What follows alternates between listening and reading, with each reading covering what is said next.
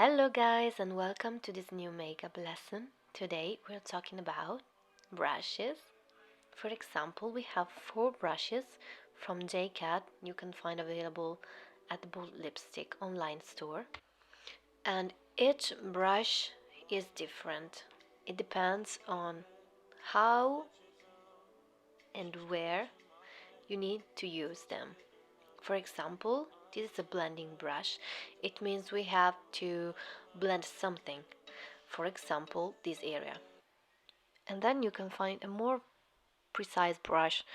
You can use this if you need to stay on precise areas, so you don't need to blend the first time. If you want to blend, you will change brush. This one is precise but also blendable, so it's perfect for this area for me. And then we have this. You can see it's little and the brush is really for these kind of areas, so it's perfect to blend but also to stay precise. I'm using these 2 words because it's a basic explanation. This is the final result just with 4 brushes. Thank you guys for watching. Bye.